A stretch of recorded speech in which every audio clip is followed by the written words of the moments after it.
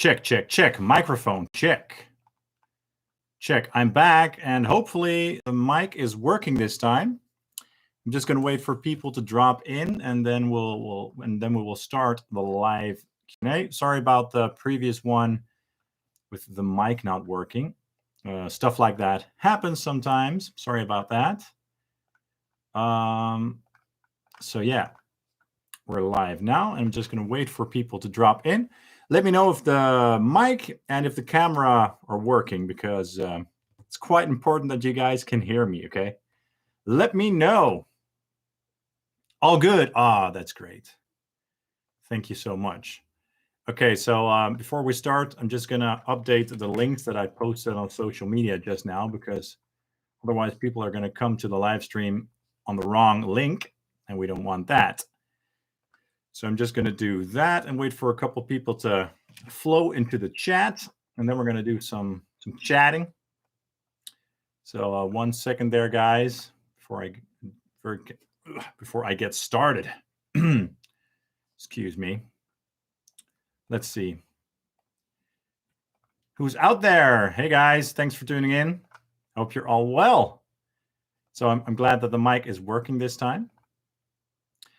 So usually, I mean, it's been a long time since I did one of these live streams anyway.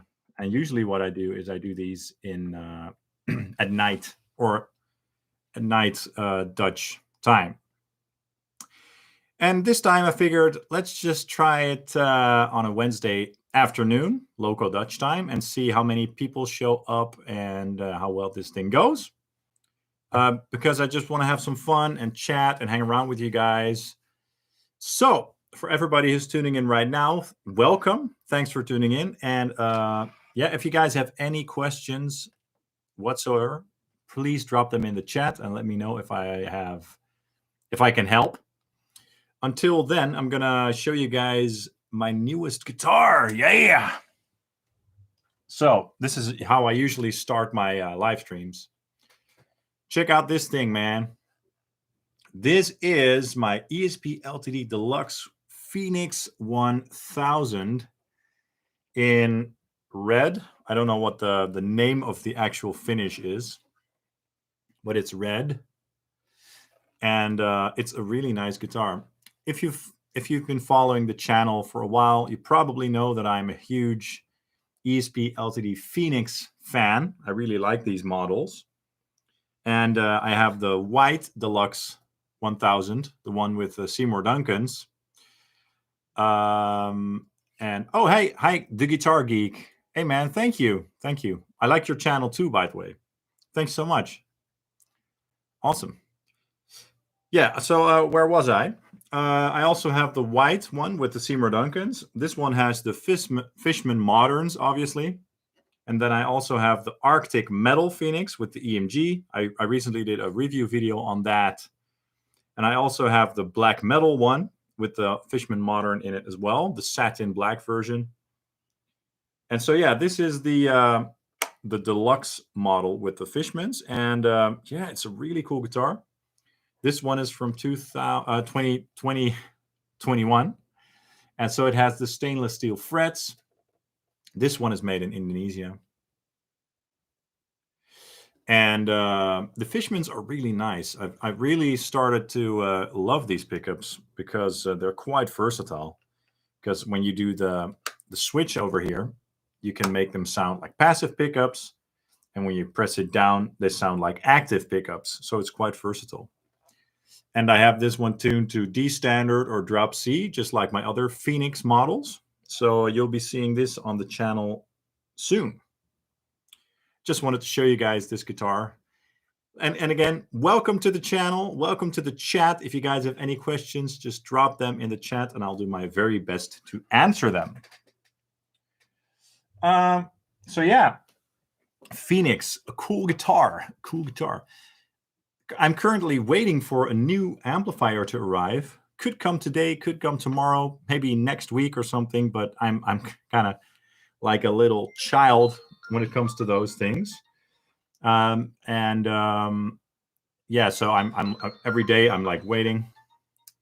He's trying to call me, but I'm not gonna pick up. I'm doing a live stream. Come on. I'm going to ignore this call. I'm going to ignore it. Okay. So there are some questions. I'm just going to get to your questions and get started here because I'm babbling. It's not going very well.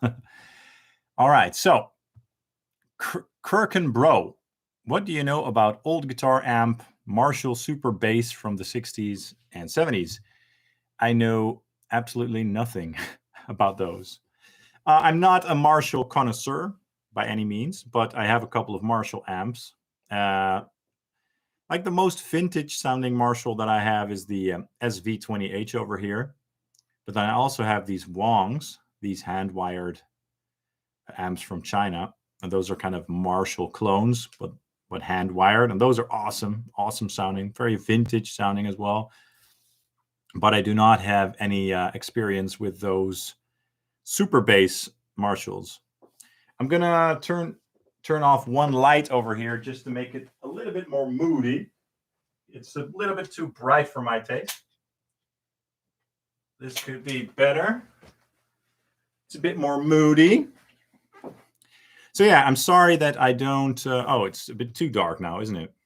It's a bit too dark. Well, at least you can see the amplifiers. That's the most important thing.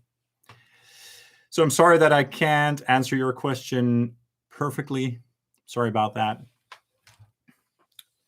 What to do with the light, guys? Oh, I'm going to have to turn one of the lights back on because this is not looking good. Ah, that's better. That's better. Okay, I'm going to continue. Costas Luke, PRS MT15 versus PV Invective. Good question. Well, he's talking about the the PRS MT15 over here. And then he's talking about the PV Invective, but I guess that he's talking about the PV Invective MH, which is over here, which is also a 15-watt amplifier. So these are both 15-watt amplifiers. They're both geared for modern rock and metal players. I'm just going to assume that you mean those two. Am I correct, Paul? Or, sorry, who asked me that question? Costas. Let me know if that's what you wanted to know. The PV Invective MH versus the MT15 or the PV Invective versus the MT15, because that's quite a big difference. Let me know in the chat. I'll get to that question in a minute. Let's see. Luke has a question. Hi, from the channel Island Looks. Islands. From the channel Islands. From the channel Islands. I'm such an idiot. Hi from the channel Islands. Hi there. Hi. Looks great. Would love a baritone one. Any luck finding a Les Paul custom? Wow, Luke. Thanks for that question. I have not found a custom just yet because it kind of depends on me selling my PRS, my SC58, which is this guitar over here. This is a beautiful, beautiful guitar. It's kind of vintage sounding. It's kind of like an old Les Paul. It's modeled to sound and feel similar to a 58 Les Paul, but I really want a Les Paul custom. I used to have one back in the day. It's like it was an amazing guitar, and it was great for metal as well. This one is good for anything, but it's just a little bit more vintage sounding in general. So yeah, that's kind of why I want a custom.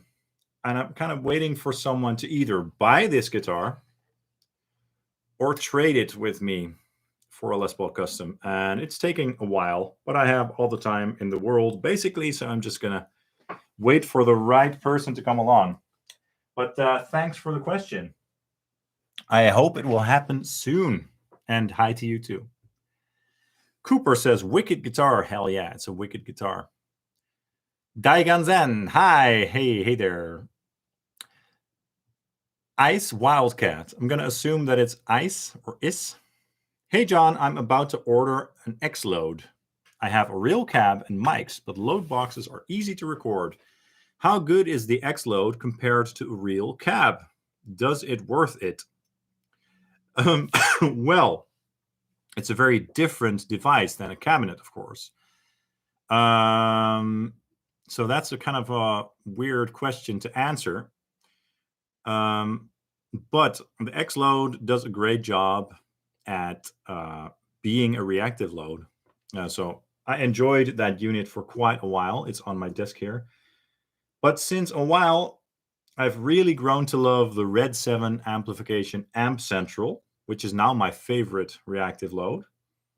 Look into that one as well because it has quite more features than the X-Load. The X-Load is great, but it's a little bit simple, straightforward.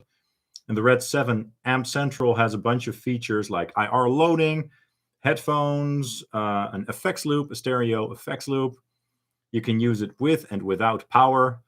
You can set it to resistive as well as reactive load, so that's cool as well. So look into those as well because those are also awesome. But the X-Load is cool too. I've compared them, and they both sound great, but the X-Load has a little bit more sort of upper mids going on, a little bit more brightness in that area, and the Amp Central sounds a little bit more smooth, a little bit more. So right now, I'm preferring the Red 7 Amp Central. I hope that helps to answer your question. Either way, enjoy your new load. Awesome. And it's never going to sound exactly like a real cabinet in the room, of course, because that's a whole different experience than listening to an impulse response through stereo monitors. So keep that in mind as well. Hey, and by the way, thanks for tuning in, guys. If you guys have any questions whatsoever, feel free to drop them in the chat, and I'll do my very best to answer them all. Sorry about the first live chat that went wrong because my mic wasn't working. Stuff like that happens. But we're here now, so drop any questions in the chat, and I'll answer them all. I promise. Daigan Zen, what do you do for a job? This is my job. Right now, I'm a full-time YouTuber, but Sonic Drive Studio is more than just a YouTube channel. I also make mixes, audio mixes. I do reamping, and I create media for various companies like Slate Digital and Stephen Slate Audio and stuff like that. But this is my full-time thing, basically. Thanks for the question. And by the way, guys, to echo what I said in the beginning, I'm currently waiting for a new amplifier to arrive, and I'm the only one at home right now. So if the doorbell rings, I'm going to have to run downstairs, but I hope that it doesn't happen because I don't want to interrupt the chat. But just so you guys know, if I run away, it's because there's a new amplifier waiting for me downstairs. Jeff Rutland, what's the Metallica tattoo on your left arm? This says Carpe Diem Baby, and that is basically my favorite Metallica song. And I also really obviously like the sort of meaning behind that sentence. So yeah, that's my newest and favorite tattoo. I like it. Thanks for the question. Cooper asks, what processors do you use? What processors do you use? I'm not sure what you mean. Let me know what you mean. What kind of processors? You mean effects processors? Or let me know in the chat what you mean by that. Paul Kim asks, why do you always use fixed bridge? Don't you like tremolo one? I've had a bunch of guitars with tremolos, some Ibanez's. I have one guitar with the tremolo left in my collection, which is my ESP LTD KH602, a Kirk Hammett with the Floyd Rose. That's like a really cool guitar. And that Floyd Rose is super stable as well. So that's my only guitar currently with the tremolo. I just prefer fixed bridges overall because I'm not really much of a lead player anyway. And yeah, it's much easier, obviously, to tune down and to do a drop D tuning and stuff like that with a fixed bridge. So that's in general why I prefer a fixed bridge.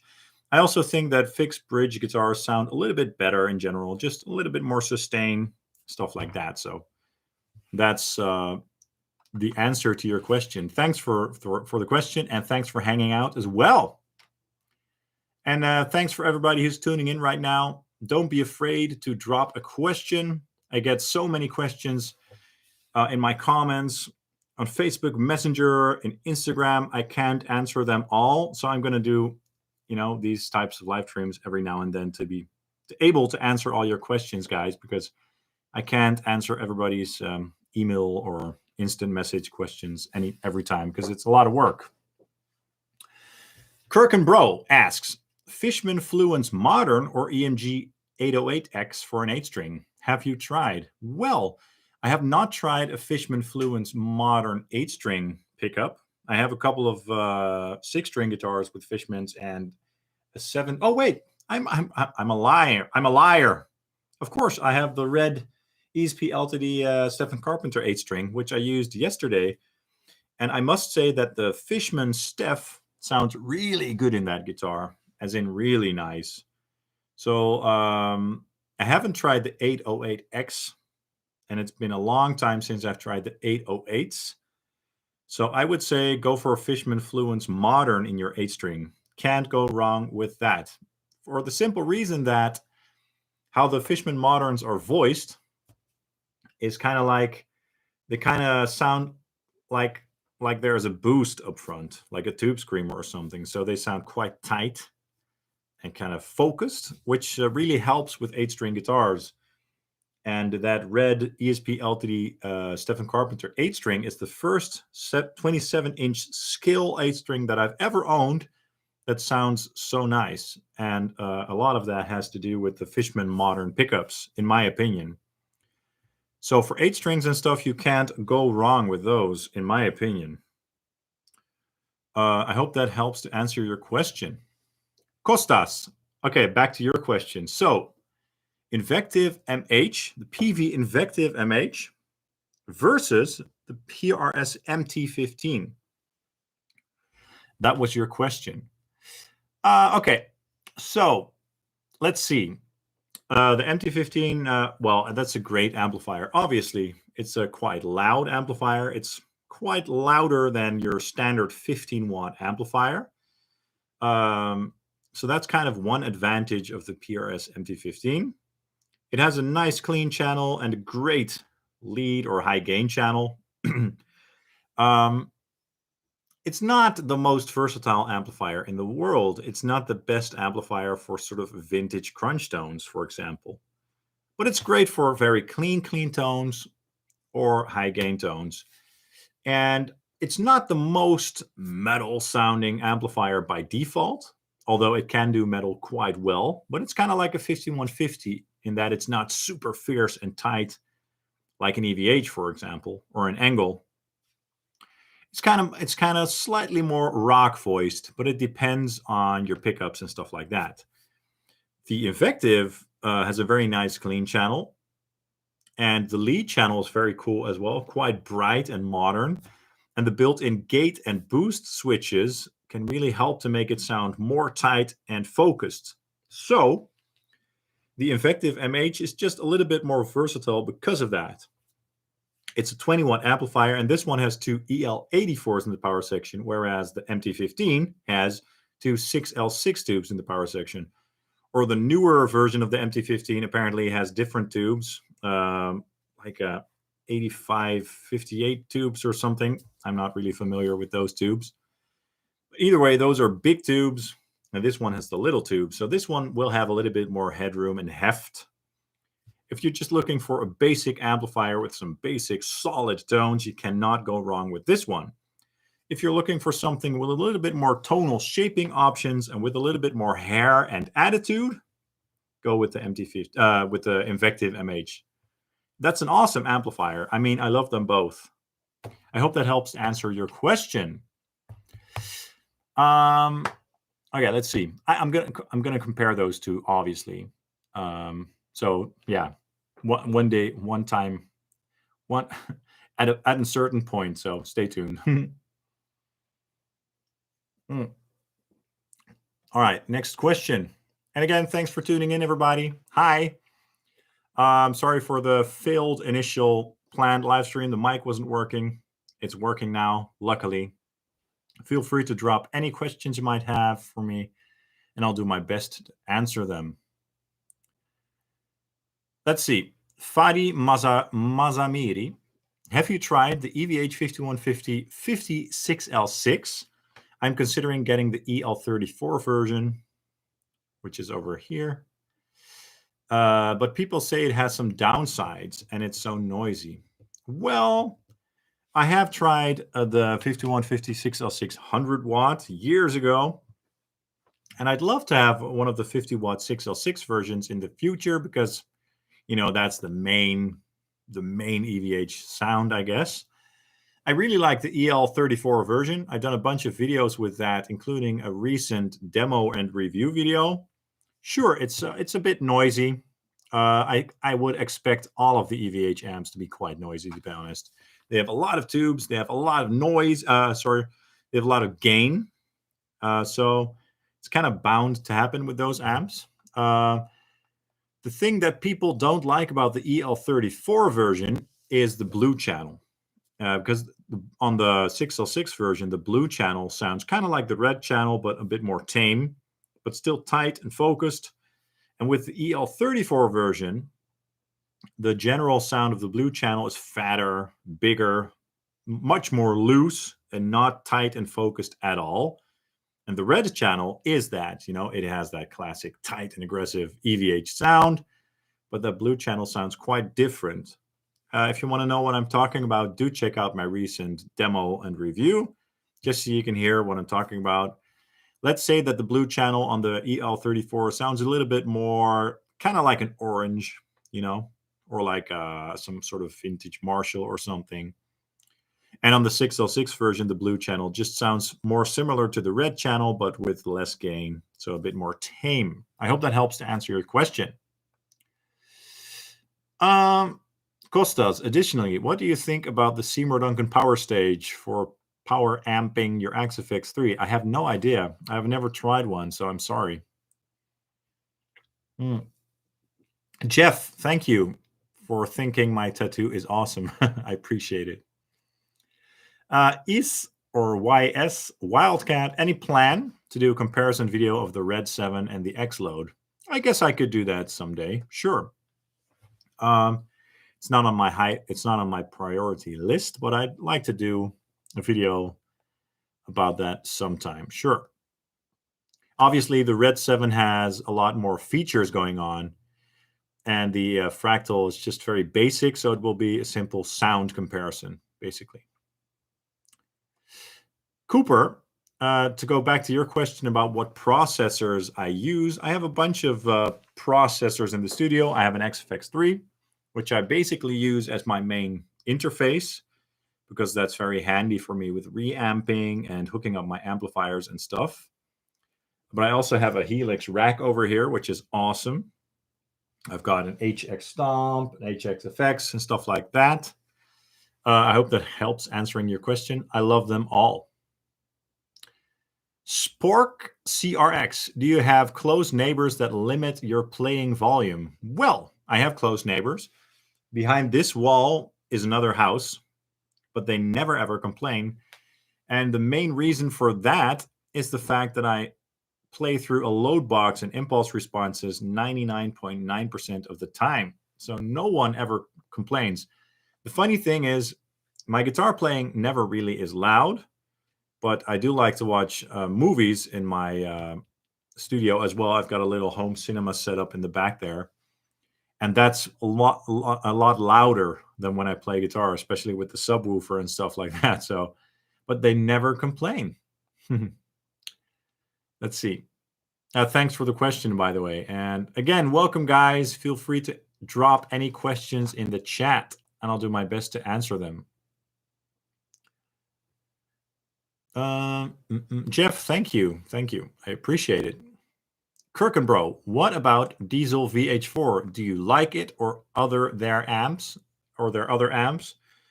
I've never tried a Diesel VH4, but I would love to try one. I mean, obviously, I'm a huge Metallica fan, James Hetfield fan. I'm aware of the amplifiers. I know how they sound, but I've never played one in person. I'd love to own one day, but they're quite expensive. The VH2 could be within reach one day, perhaps, but it's never really in stock anywhere. So I don't know. I hope it will happen one day. The new micro diesel seems to be awesome as well, by the way. Maybe that's a bit more realistic in the short term. Thanks for the question. But it's on my wish list, definitely. Yeah. Daiganzen, have you tried an FRFR speaker? I have not tried one in years, so I really can't comment on that. I'm not going to pretend to be an expert on that. I'm sorry. Simon JC, hi there. Do you have a favorite amp out of the vast collection you have? The short answer is no, because I have them all. I don't have to pick a favorite, if that makes sense. If I want that Mesa Boogie rectifier sound, I grab my rectifier. If I want a more tight and fierce sound, I grab an angle. So I've got everything that I need. However, I've got an amp coming to the studio very soon. And there's a good chance that will be my all-time favorite amplifier. I'm not going to spoil it. I'm not going to tell you guys what it is because I want to see it in my studio first. I want to see it, I want to touch it, and I want to believe it first. But that's going to happen soon, I hope. I'm waiting for it right now. Could come today, could come tomorrow, maybe next week. I'm not sure. And I'm sure that amp will probably be my new all-time favorite amplifier. I'll keep you guys posted. Thanks for the question, by the way. Julian says, I really love the Fishman pickups, although I'm not that much into active pickups anymore. I get that. Passive pickups are awesome. I'm working on a video right now in which I'm going to compare the Fishmans to... Sorry, guys. I went to the movies yesterday to see Dune for the second time. And it was awesome, but I'm tired. Anyway, yeah, I mean, the Fishmans are awesome, but they do sound very modern, obviously. You've got that passive mode, which is quite nice because it does sound a bit more vintage and natural. So yeah, I don't know. It's a taste thing, but I like them. But I also like passives, and I also like EMGs. They're all good, in my opinion. Let's see. Let's continue. I see some comments here. Neutral says, with lower tuning instruments, you really want to roll off the low end before entering the amp. Sure, that usually is a good idea. Depends on the amplifier, though. I mean, amps like some of the Angles, like the Iron Ball, for example, or the EVH, they already have a very tight sound. So with those amps, you don't want to roll off too much low end before entering the amp. But it's very different with something like a DSL 50 or a rectifier. All depends on the amplifier and your taste and your guitar, etc.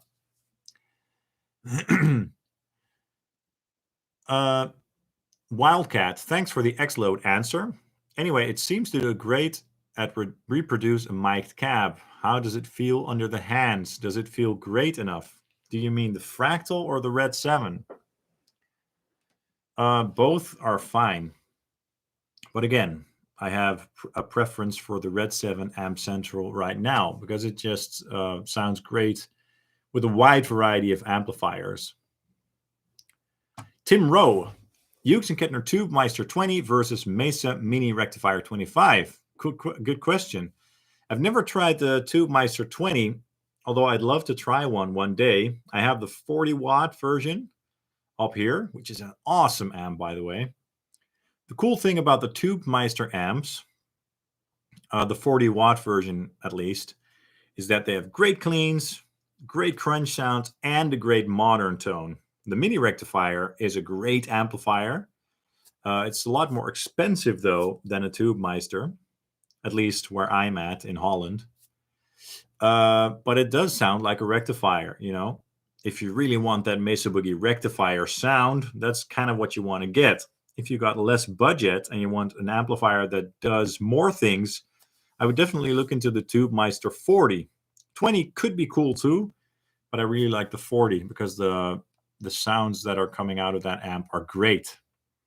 And the lead channel kind of sounds like a rectifier, to be honest, but it's not exactly the same. It does its own thing. Daniel Negreiros. If you could get a custom amp, what brand would you like to work with? And what power tubes would you use if you could get a custom amp? Do you mean like a signature model? Because I've never ordered a custom amp. That's a hard question.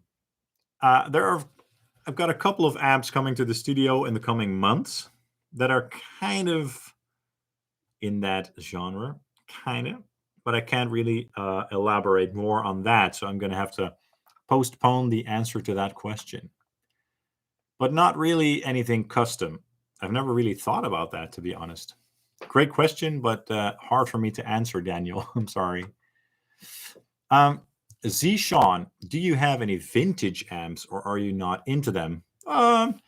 I'm more of a modern rock and metal guy, as you can see. Although the most vintage sounding amplifiers that I do have are the Wong's 2204 HW and the 1987 HW up here. This is kind of like a hand-wired plexi. And this is like a hand-wired JCM 800. Those are really vintage sounding. They sound huge. They're both 50 watts. They have a lot of balls. And then I also have the Marshall SV20H and the Studio Classic somewhere, which is all. Those are also kind of vintage sounding. I prefer the sound. Oh, woo. Sorry about that, guys. Again, just to echo what I just said, I went to Dune for the second time yesterday. What an awesome movie. But I got home quite late and my kids woke up quite early. So that's what you get, right? I don't have any vintage amps, no, but I do have a couple of amps that sound vintage, the ones that I just mentioned. And those are quite cool. But I'm not really into old amplifiers. I just prefer new, shiny amplifiers that have working parts in them and stuff. Thanks for the question, though. Spork CRX, do you have a video on programming drums? I don't. I should do that one day. I should, but I don't have one at this moment. But yeah, thanks for the input. It's something to keep in mind. I have so many videos planned that it's kind of hard to tell you right now, like, yeah, I'm going to do that next week or something. But it's on my to-do list for sure. Usually when I do videos about stuff that is a bit more outside of the amplifier realm, so to speak, they don't get a lot of views. And since this is my full-time thing right now, I kind of need to do videos that get views, if that makes sense. So that's kind of one of the reasons why I haven't done a video on programming drums just yet, but I would want to do one in the near future. So thanks for reminding me. Neutral says, that answers my question. Just got on 6505 mH, and if I move presence above 6.5 on the lead channel, the amp starts to squeal. Is that normal? I don't know. I have no idea. I don't know. Yeah, it's hard to say. Maybe your gain is up very high or something. I usually use my amps through a load box, so my volume isn't very loud. Does it squeal at lower levels as well? If that's the case, maybe you need new tubes or something. I don't know. I'm not really an amp tech, so it's really hard for me to help you out with that. I'm sorry. Julian Daniels, I have a question about your YouTube channel. Do you record, cut, and publish all your videos on your own, or is someone helping you? Thanks for the question, Julian. I appreciate it. And also thanks for tuning in. I do everything by myself. So no one is helping me. I film all my videos myself. I edit them myself. I create the music myself. I mix the music and everything. So I do everything myself. So that's why I usually publish 2 videos a week, sometimes 3, because it's a lot of work, especially the longer comparisons and stuff like that. Constantine M. Hey, good to see you. Thanks for tuning in. And everybody who's tuning in right now, thank you. Yeah, it's been a while since I've done a live stream. Yeah, it's fun. Let me know if you guys have any questions. Let's see. So Constantine M, music is your main work? Yes, working in the studio, reamping, etc. Well, the channel is my main thing, and I do reamping and mixing also. Yeah, so I mix music, and I also create various media things for companies like Slate and stuff like that. All right, I hope that answers your question. Holland Clowners. Hello, I can't stay like at all. Cramming for a call test I have to take in 30 minutes. Ha. Just wanted to say I really enjoy your app demos, some of the best on YouTube. Have a nice day. Thank you so much for that comment. It means a lot. Really appreciate it. Kirkenbro, how do you connect all these amps to one load box? Some kind of switcher, like a KHE? Well, it's very simple. They're not connected at all. So what I usually do is I put a cabinet down there, one of my 2x12s. I have an angle 2x12 and an orange 2x12. I basically have them for show and to put my amps on. I just grab one out of the rack, put it on the speaker, and then connect it to my load box. I never do any switching between the amplifiers or anything like that. I just use one amp at a time, basically. It's kind of boring answer, maybe. But yeah, it's simple, and I like it. I hope that helps to answer your question. Let's see. Art Vandelay. Low wattage lunchbox amps. To my ears, once turned up loud, they lose bottom and thump and get compressed and boxy. The volume is there, but the thump of 100 watt is not there. Your opinion, please. Well, of course. I mean, the low wattage amplifiers have less headroom. Most of them you can turn up quite loud, but usually, like the Tiny Terror, for example, or like the 6505 MH, the amps with the two EL84s in them, they don't have as much headroom as a 100 watt amp, of course. So if you're going to turn them up very loud, the power tubes will start to compress the sound much sooner than a 100 watt or 50 watt amplifier.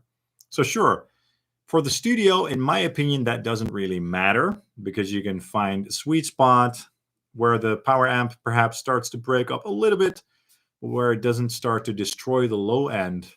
But if it's not enough for your playing on stage or anything like that, then perhaps you need an amplifier with a bit more headroom and a bit more wattage. So that's my opinion on that. I hope that helps. Daigunzen, do you have a band? I don't really have a band at the moment. I'm working on some music with some guys, some very cool music, actually. I hope to be able to post a track on the channel soon, but it can take a little while before it gets posted. But it's going to be pretty cool and exciting, to be honest. But it's not really an official project yet. There's no site, there's no name. So it could take a while. And I'm waiting for the drummer to drum the first song. And that could take a while as well. Thanks for the question. Luke Guppy, would you ever like to have a Laboge Mr. Hector on the channel? It's definitely on my list to get. Could be cool. Who knows? I've never tried one, but they seem cool. They seem like cool amplifiers. Again, guys, thanks for tuning in.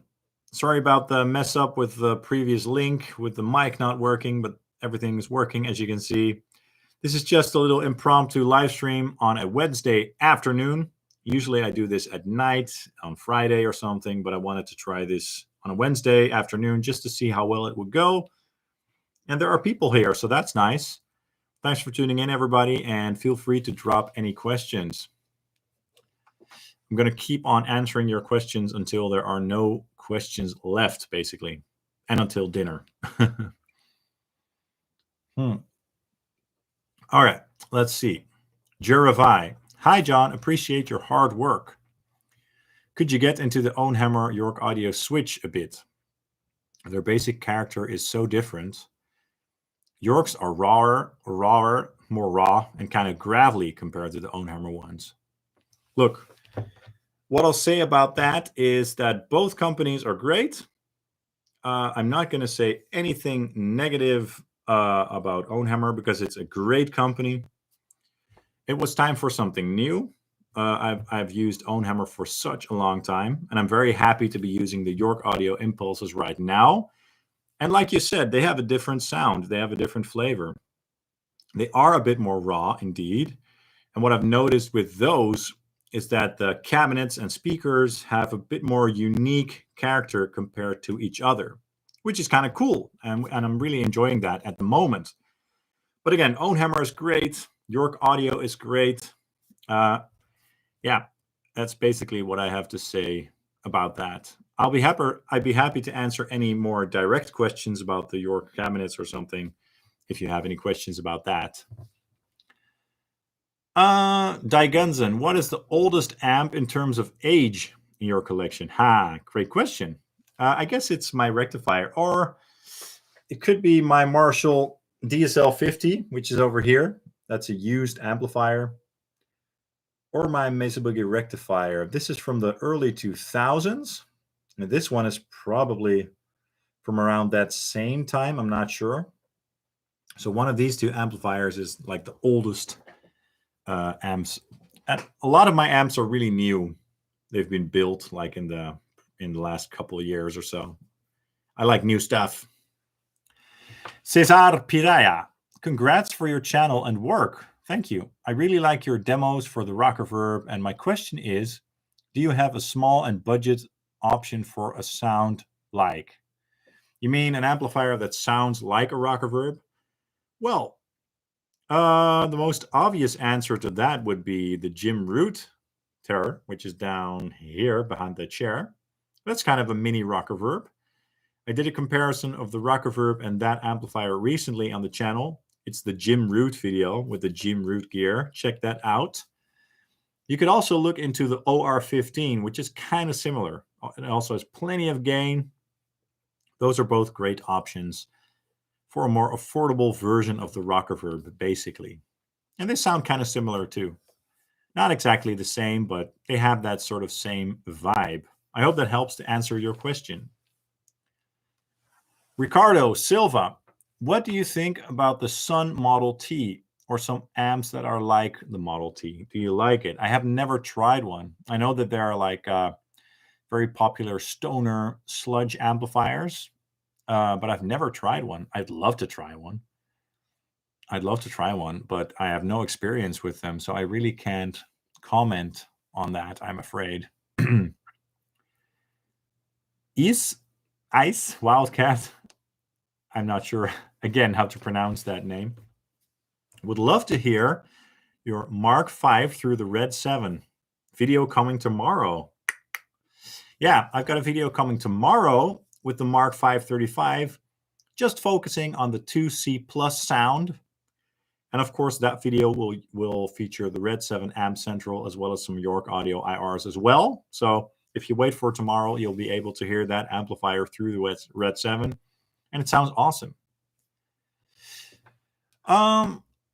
Constantine M, what software do you use for editing your YouTube videos?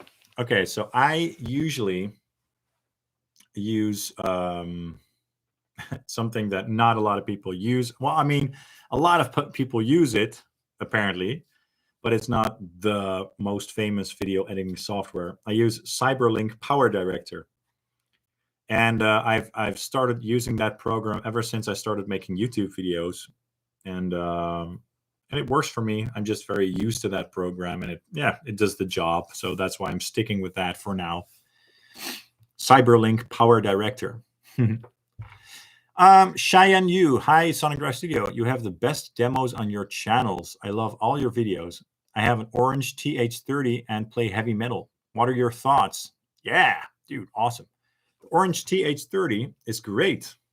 I got it down here. Is that the one? Yeah, down there. I love it. It's not as versatile as the rocker verb. It's a little bit more scooped and sizzly sounding. I did a sort of a comparison video of the rocker verb, the TH30, and the OR15 a little while back about the stoner sound. Maybe check that one out to hear the differences a little bit. But overall, the TH30, it has a great clean channel, and the overdrive channel is cool.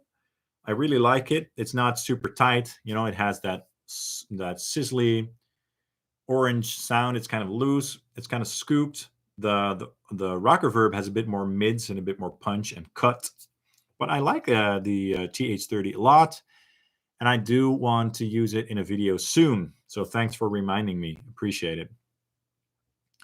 Anthony Best. Hey, dude, what's up? Did you ever find a Les Paul? Somebody else asked me this question just now, but I haven't found one just yet because it depends on the selling or trading of my PRS SC58. I'm not really able to purchase a brand new Les Paul Custom as of right now, so I'm gonna wait until my PRS sells or until someone wants to trade it for a Les Paul Custom. So I'm still waiting. Fingers crossed.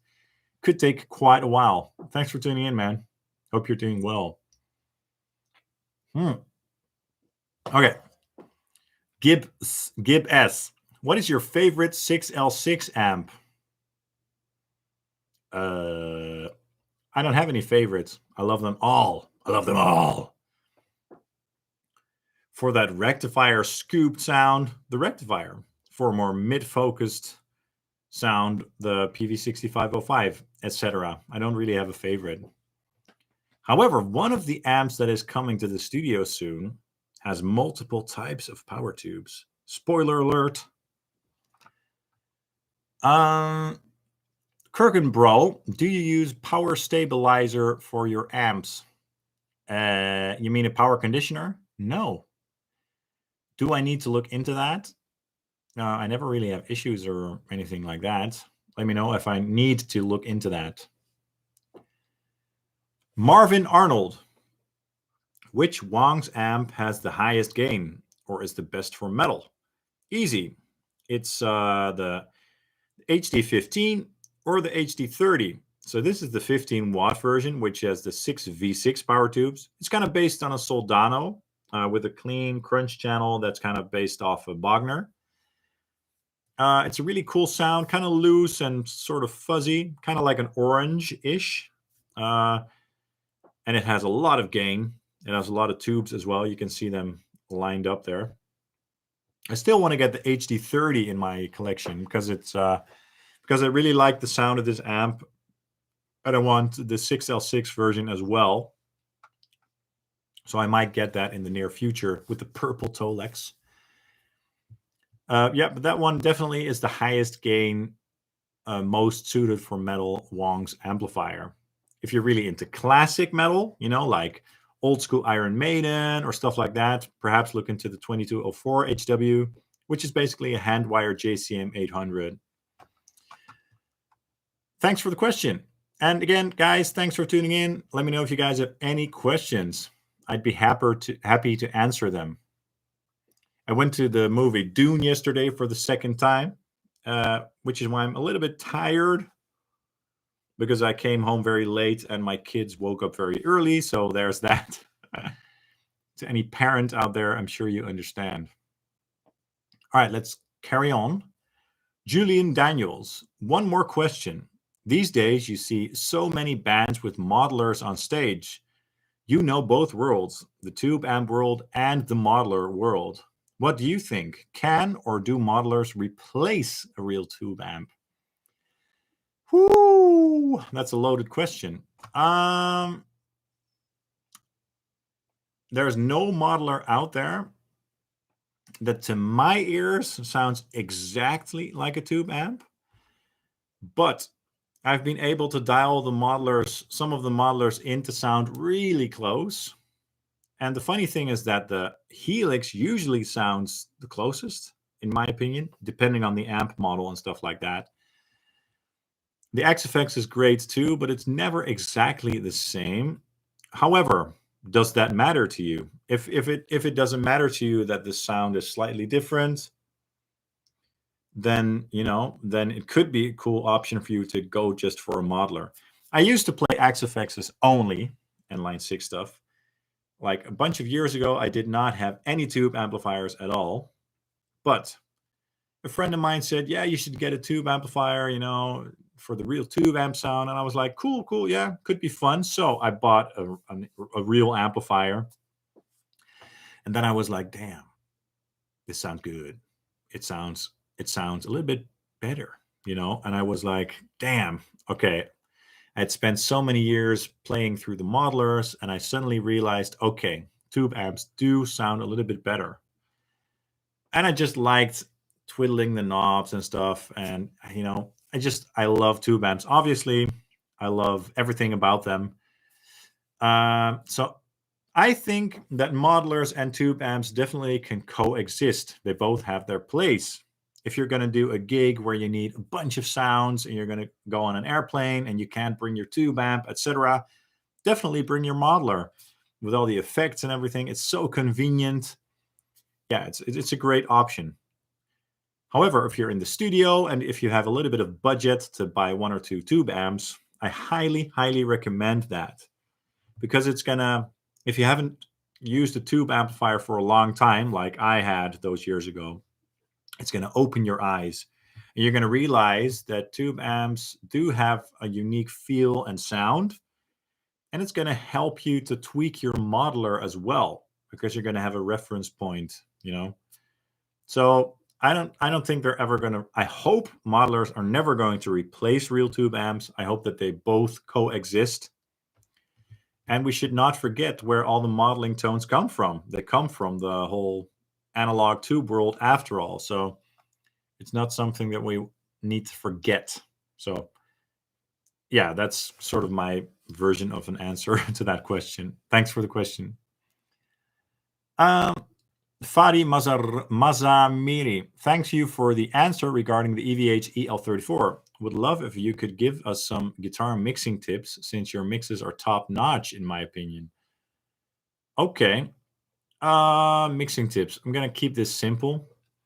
I'm just going to say, keep everything as simple as possible. Use as few EQs and processors as possible. Make sure that the drums sound good. Make sure that the drums leave enough space for the other instruments. Make sure that the bass sounds good as well. If those elements are good, then you're going to have a much easier time making your guitar sound good as well. Now, note that I never, ever EQ my guitars aside from a low cut. If I feel like my guitars don't sound right in a mix for some reason, I either change the IR or change the amp settings or the guitar, or I go back to the source and see where it's, where something is happening that doesn't sound good. But really, I never, ever add EQ to my guitars anymore. And anytime I do, I feel like it sounds sort of artificial and a little bit weird. There's something weird about EQing guitars. In my opinion, maybe I'm just weird. But I try to avoid that at all costs these days. So keep it simple.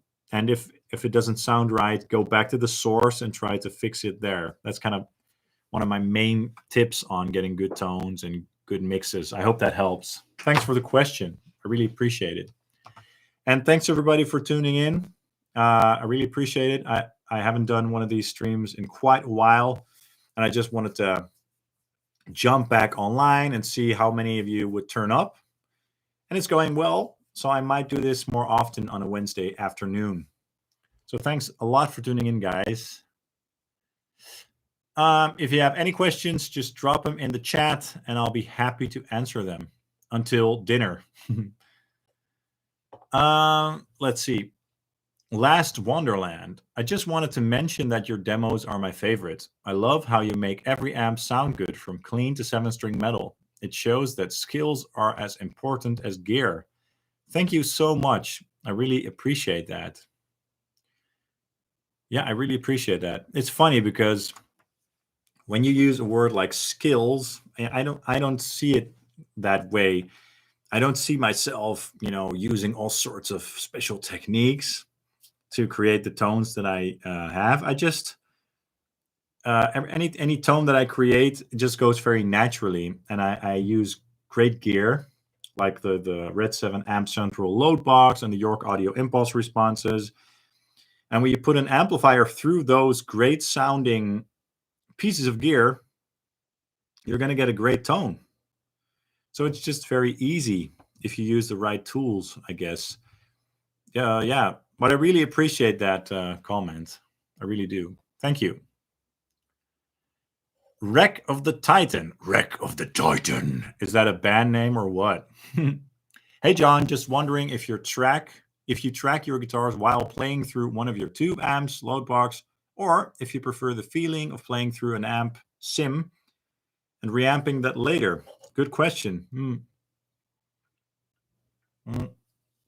I do it both ways. So sometimes I just have a musical idea, like a riff in my head, and I want to get that down. And say it's a heavy rock riff or something. Then usually I have a type of amp tone in mind. And then I often make like a preset on my Xfx 3 or Helix that sounds kind of like a rectifier or something. And then I record my tracks along with the DI tracks and save that and then reamp it later. At other times, I just feel really inspired by a certain amp, and I'll play through that as well as record my DI tracks. So it depends on my mood and whatever I'm doing. But I always record my DI tracks, always, because I like to be able to revisit tracks from the past and use them for videos and stuff. But I always have a tone in mind. Like whenever I use my Fender Telecaster, I usually kind of have Voxy or Marshally tones in mind. And when I use my ESP Altitude EC1000T with EMGs, for example, I usually have a type of rectifier sound in mind. And it depends on the riffs as well. So sometimes I use a modeler with a preset that sounds kind of like an amp that I have in my head. Or sometimes I just use an amplifier. But I always record my DI tracks along with the amplified signal, whether it's a modeler or an amplifier. And usually for videos, I end up reamping those DIs anyway, just to get the sound just right. I hope that helps to answer your question. Thanks for the question. Dalton, what up, dude? What up? Kirkenbro, do you working with bass gear? Well, I have two bass guitars over here. I only use one of them currently, which is the Sire V7, I think it's called. This is my main bass guitar. It's quite affordable bass, but it's a really nice bass. It sounds great. I use this for everything. And I usually put it through Helix Native. And that's it. Just sounds great. And I have a preset in my template that I can make distorted with a simple button. So it's either clean or distorted. And there you go. That's my my bass sound. Dalton, I love your amp racks. Thanks. I love them too. Wish I had that much room. Yeah, man, I'm really lucky. Since we moved to this new place, I've been very lucky to have all this space. And as I said earlier, there are a couple of amps coming soon. So I'm going to have to make a little bit of room somehow. I haven't figured that out just yet. But thanks, man. Rich Peto.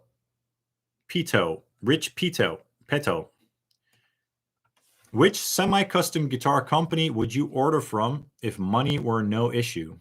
Like Badlander. I don't know how to pronounce that. I'm so sorry. Badlander, Aristides. I'm like I said, I don't know really how to pronounce that Badlander, but those guitars look sick. I follow them on Instagram and stuff, and they make very nice guitars. Very nice guitars. Their guitars kind of remind me of my favorite models, like the Phoenixes. They have a lot of offset models. And anytime the guy posts a picture of his guitars on Instagram, I'm like, whoa, that looks really nice. So that could be cool. That could be cool. Yeah. Yeah. Awesome. I hope that helps to answer your question. Slippy, does the EVH LBX get a good 80s tone? The LBX, I have the LBX1, as you can see, with the blue and red channels. No clean channels, just overdrive, just high gain, basically. It can get a nice crunch, but it doesn't sound like a Marshall JCM 800 or something like that at all. So for a very classic sound, I would get something different, like a Wong's 2204 or 1987 hand wired. I hope that kind of helps answer your question. Dalton, Triumph Mark III. Who knows? We will see soon. Could be cool. That's one of my dream amps after all. Kirkenbro, your new amp is a Mesa Mark II C+. I wish. I don't see that happening anytime soon. When it comes to Mesa Mark amps, I'm quite happy with my Mark V 35. It has a lot of tones in it. It does the job well. As I said earlier, I'm going to post a video with this amp tomorrow with the 2C+ sound. So stay tuned for that. It's a great amp. And I don't really feel the need to get another Mesa Mark because it does the job on many levels, in my opinion. Greetings from Germany, Volkanov. Hey, greetings from Holland. Thanks for tuning in, everybody. Feel free to drop any questions. I've got some time to hang. I got a lot of time to hang before dinner starts, so let me know if you guys have any questions. And again, I'm still waiting for an amplifier to be delivered. So if the doorbell rings, I'm gonna have to run downstairs to open the door. But I'm not really expecting it because it's already like 4 in the afternoon. So maybe tomorrow or maybe next week or something. I don't have a tracking number, so I'm going crazy. Let's see. Wildcat, it would be great to hear you play some short noodling on your amp video so we can hear the sound of your setup on its own with just one mono guitar. Maybe. I don't know. Maybe. Yeah, I mean, I have a certain way of doing things that I just really like. And this is and the way I approach things is really from a recording perspective and not really a playing live perspective. So a lot of times I double track the guitars left and right.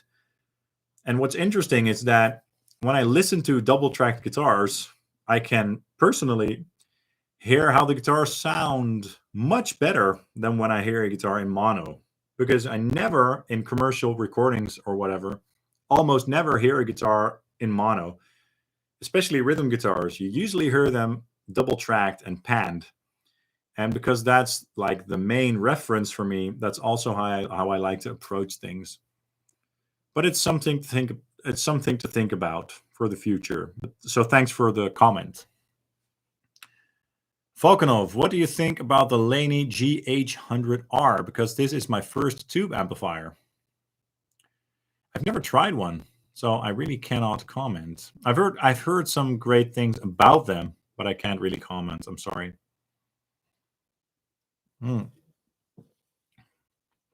Oscar Castellon. Oscar Castellon. Hi, John. I love your videos. Thank you. Great job. Thank you. I discovered the York audio impulses because of you, and they are my go-to now. Awesome. Great to hear. Enjoy those awesome impulses. I love them a lot as well. A couple of my favorites are the DV77 York 2x12, and the Mesa 2x12 is awesome as well. And I really like the Marshall with the greenbacks as well. It's got some great cabs in there. Definitely. Asymmetry Media. I agree 100%. Always played modelers, but now got 4 tube amps because I wanted to experience with them. And because they are so much more fun, it certainly helps you to learn how to dial in tones. Yes, I agree completely. Yes, thanks for the comment. Liam ZR, hey mate, what's up? Thanks for tuning in, everybody. Again, if you guys have any questions for me, just drop them in the chat and I'll be very happy to answer them all. RQD2, RQD2, your past video about Marshall DSL-20 was immersive. I've got one. Love it. Best wishes. Keep it up. Thank you. Yeah, it's a cool little amplifier. I released a video on the Marshall DSL-20 HR yesterday. And thanks everybody for watching that video. I appreciate it. Since this is my full-time thing now, I'm really dependent on views and stuff like that. So I really appreciate your views, likes, and comments a lot because it really helps to keep me afloat and to feed the family. So thanks, guys. Julian, thank you so much for answering my questions. No problem. No problem. That's what I'm here for. Bernard Marks. Hi, John. Does it make sense to get an amp when you can only run it through a load box? Yeah, of course, dude. Look, if you're like me and you're mainly into recording, for example, then it makes a lot of sense. I was talking about this earlier during the live stream, but I almost never ever play my amps through my real cabinets. I've got two 2x12s over there, if you can see them. And I almost never play through those because, yeah, I prefer working with my load boxes. So of course, it's so convenient. You can crank your amplifier in the middle of the night, and then if you're like, oh, well, you know, I want a Marshall cabinet sound. You pick a different IR and boom. Now I want a Mesa cabinet sound. You pick a different IR and boom, there you go. Sounds awesome. Anytime you can record straight away. I have so many positive things to say about the reactive load setup thing. I just love it. So yeah, sure. So my answer is, of course it makes sense. It all depends on your personal workflow and stuff. Let's see. Liam ZR. I've been really struggling at band practice with making my guitar sounding good in a 2-guitar mix. We play early Deftones, Nirvana. I use a Rockerverb MK, Mark, and a Gibson SG with Seymour Duncan JB. We use ear protection and have to turn the guitar amps up very loud to hear them. Do you have any tips? Usually, one of the tips that I would give in a situation like that is make sure that your sound has plenty of mids. Mids are important in a mix.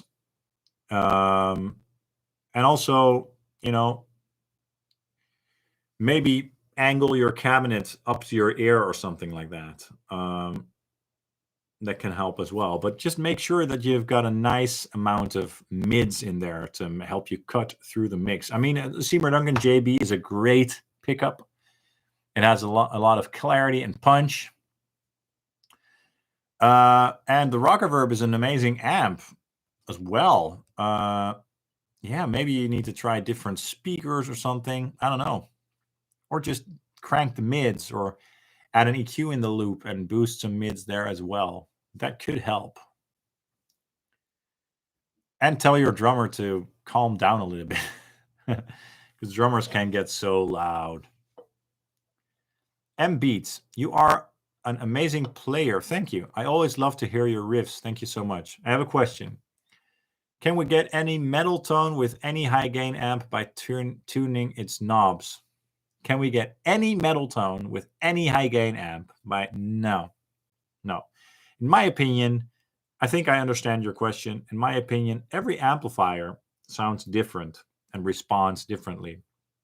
For example, my rectifier over here sounds and responds very differently than an EVH.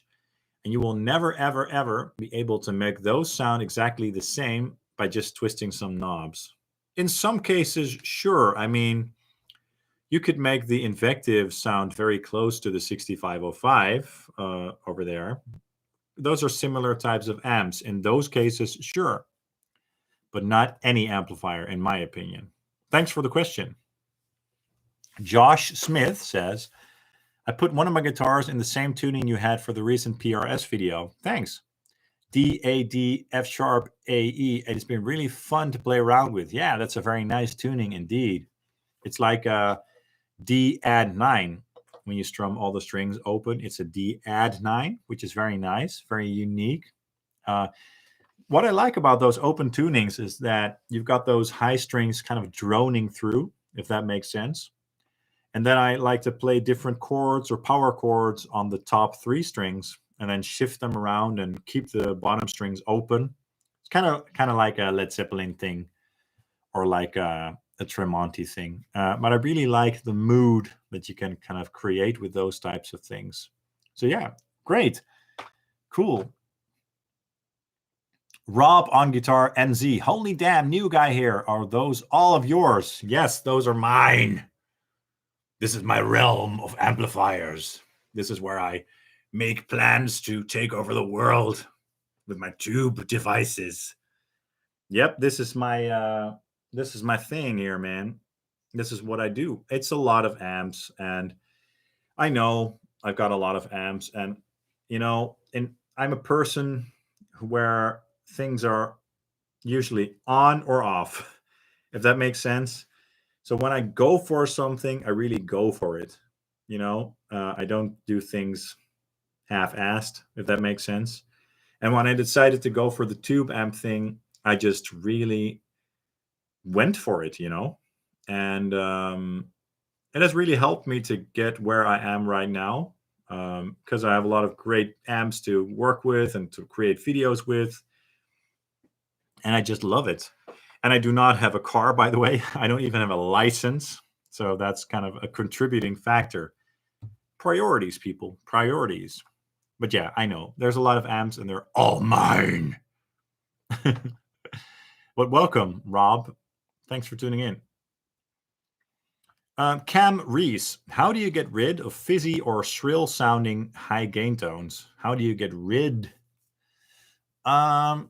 Honestly, it's usually a matter of turning down the treble and or presence controls. And if that doesn't help, choose a different IR. In my case, if you're using a real cabinet, make sure you use the right speakers. Make sure you also use the right amp settings, like I just said. Don't be afraid to lower your presence all the way, or your treble for that matter. And if you're still getting too much sizzle or fizzle or whatever, put an EQ in the loop and just take some of that out. The thing that I sometimes notice with my real cabinets when I do play them, and when I do play my real cabinets, I usually don't play them very loudly. That is that on lower levels, a lot of amplifiers are a little bit fizzy. So sometimes you got to crank those real cabinets up to get some nice tones. So keep that in mind. But first of all, yeah, just tweak your amplifier until it sounds good. And if that doesn't help, maybe put an EQ in the loop or something. Or use different speakers. I hope that helps. Again, thanks for tuning in, everybody.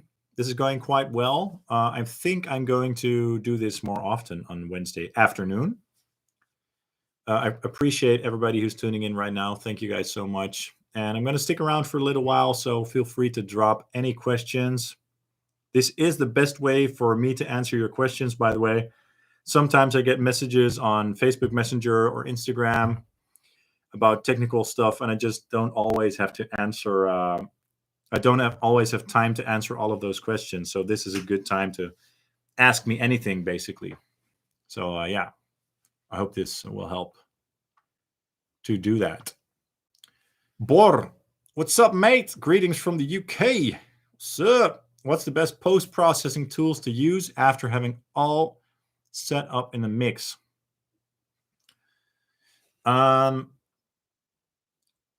What's the best post-processing tools to use after having all set in the mix? For guitars, you mean? Let me know for what? For the entire mix, for guitars? In short, I basically use a lot of Slate digital stuff. I use a limiter from what's the company called again? Damn, the ones from Pro Q and stuff. I use the Pro L, I guess it's called, the limiter from them. I forgot the name of the company, but and I use a lot of Slate stuff. But as I said earlier, I don't do a lot of processing on my tracks. Rick Pito, are you active on any forums or social media pages? Sure. I'm in a lot of Facebook groups. I'm active on some forums online as well. The Gear page, the Marshall forums, Rig Talk, 7string.org. Those are some places that I like to visit. And Facebook stuff and Instagram. Feel free to look me up there as well, of course. M Beats. Sorry, I forgot to ask. One more question. What do you think about the PV6505 plus 112 combo? Thanks. I don't have any experience with the PV6505 plus, unfortunately, and also not with the combo. So I'm sorry. I just got a super chat. Thank you so much from MX $. Sorry, I do not know how to pronounce your name. Thanks a lot for the super chat. I really appreciate that. I'm going to go to your question right away. I'm having just an HX Stomp and use amp sims, but love your content because it's important to know how original amps work. Hope you get more subscribers. Thank you so much. And yeah, I hope. Yeah, no, I mean, yeah, I understand what you're saying. That even though I'm working a lot with real amplifiers, that can also help with your modeler, I guess. I hope that's true because I think that's true as well. Because working with real amplifiers kind of gives you the baseline, it gives you an idea of how everything is supposed to sound. So it will help you to tweak your modeler as well, I hope. So I really appreciate that comment. And yeah, the HX Stomp is an amazing tool. The Line 6 Helix amp software is basically my favorite amp modeling stuff out there because it's just a lot of fun to work with. It sounds awesome. And the effects are cool as well. And how cool is it to be able to have all those sounds in such a small stomp box? It's just insane, right? So enjoy your HX Stomp, and thank you so much for the super chat. I really appreciate it. Really appreciate it. Thank you. All right, I'm going to continue here. So yeah, M Beats, I'm sorry that I couldn't answer your question about the 6505 Plus combo, as I've never tried one. But yeah, I know it will probably sound awesome. I mean, the PV6505 sound awesome, but I've never tried a Plus myself. And the Plus is supposed to sound a little bit different than the regular 6505. Bernard says, awesome. Thanks for answering about the load box. I've been running modelers for years and I'm just a bedroom studio kind of player. No problem. My pleasure. Thanks for tuning in, everybody, by the way. Feel free to drop your questions. I still have some time to hang around. So let me know in the chat if you guys have anything that you'd like to know about amplifiers, guitar, recording, etc. I'm here for you. Let's see. Last Wonderland says, someone in the chat asks you about Laboga amps. If you will have the opportunity, check out Mayonnaise guitars. Mayonnaise.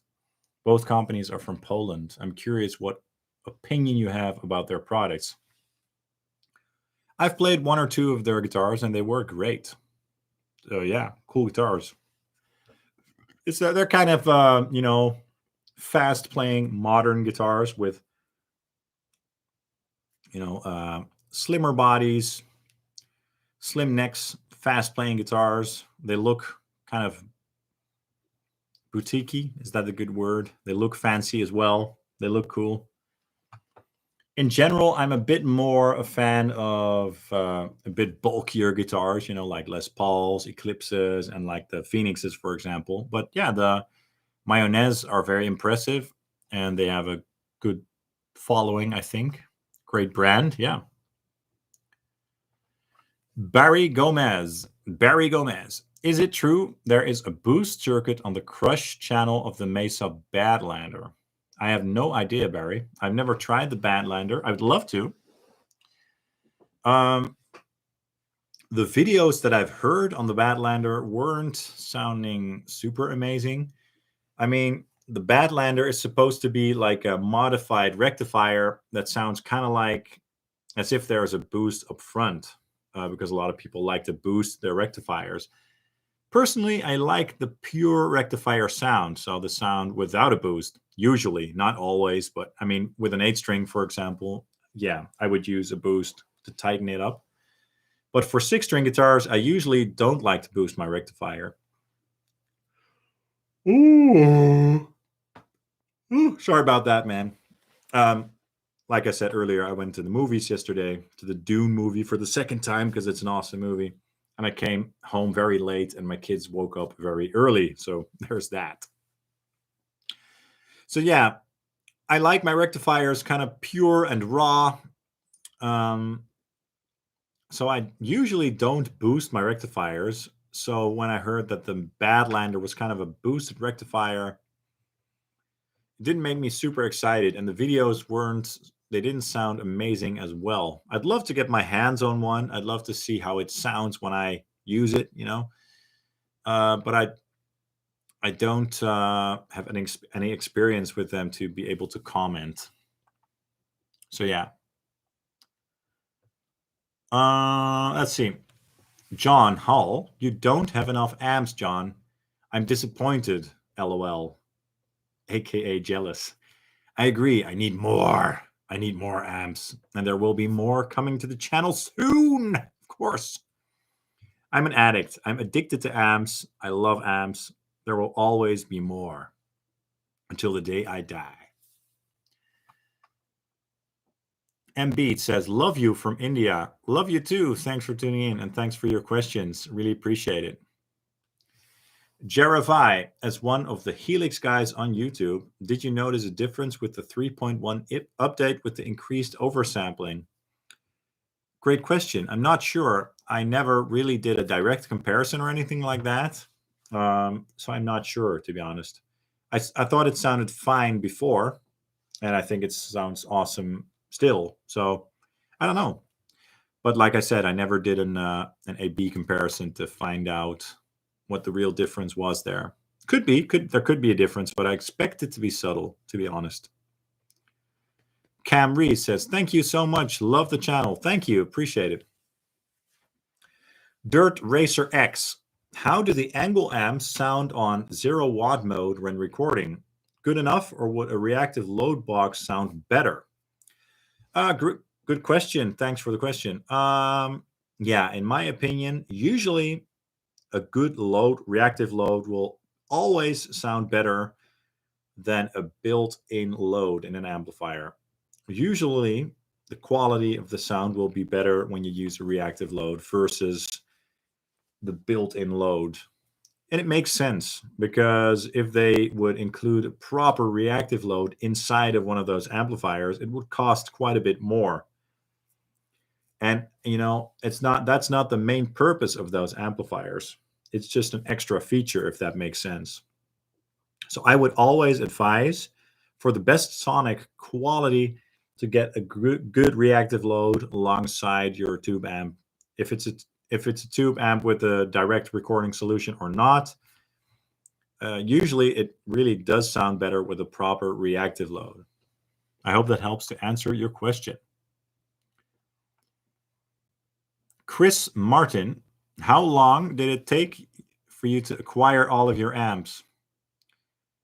Good question. As long as my YouTube channel exists, which is probably 5 years or so. I'm not entirely sure, to be honest. Not a long time. I mean, 4 or 5 years, maybe. Yeah, maybe even shorter. I'm not sure. Because when I decided to go for this, I really went for it, So it went pretty fast in a couple of years, basically. So I'm not sure. But not long, not like 10 years or so, like 4 years. Let's say 4 years, something like that. Maybe 5, not sure. Dirt Racer X. I have a 6505 plus 112. It does the PV thing. Clean channel isn't that clean. Stock speaker has some harsh high end. It's loud and it chugs. Good amp if that's what you're into. I hope that helps to answer the question from earlier about the 6505 plus. Dirt Racer X seems to know what he's talking about. It's Jerry, and Harry asks, what do you do for a living? I answered this question earlier, but I'll answer it again.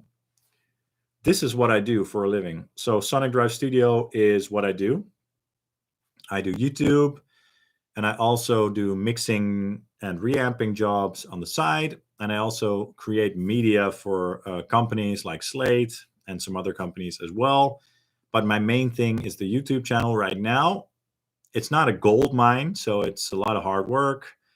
And I'm kind of dependent on you guys as well. I need your views. I need your likes. I need your comments, because that really helps to provide food for my family and stuff like that.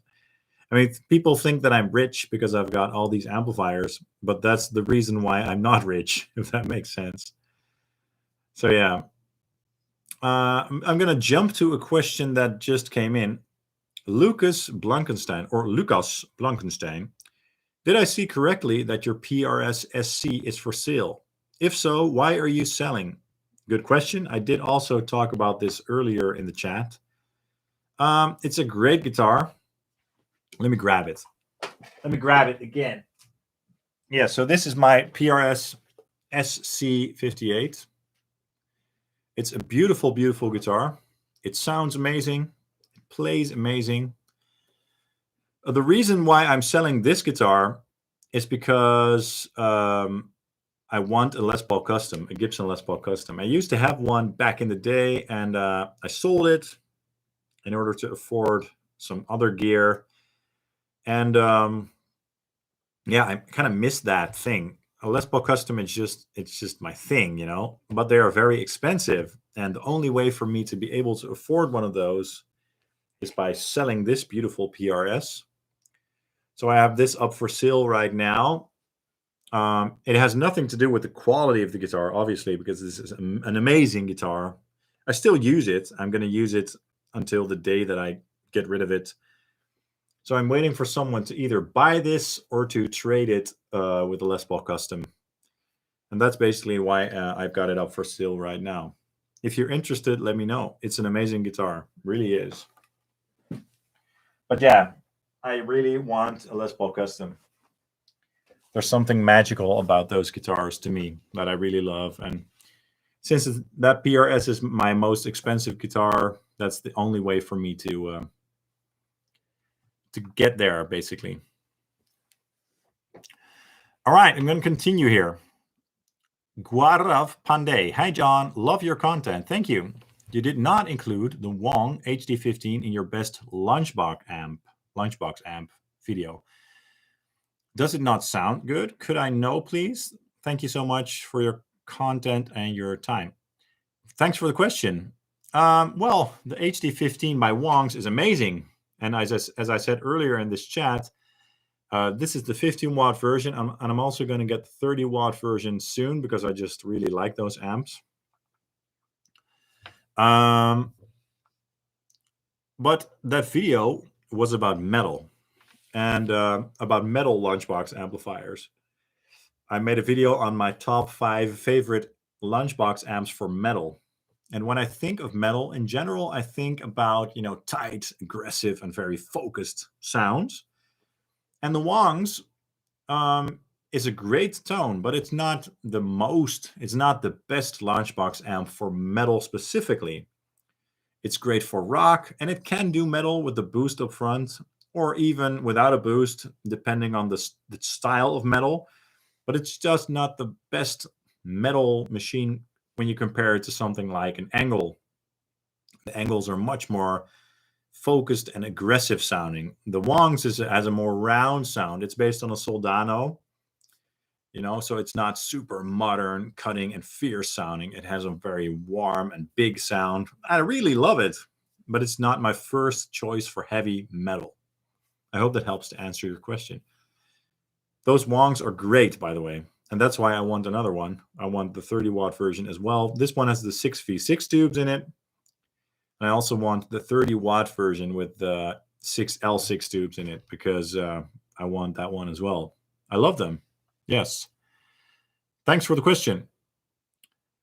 Alan, is there any way to capture an in-the-room sound with amp sims? To capture an in-the-room sound with amp sims? Is there any way to capture? I'm not sure what you mean by that.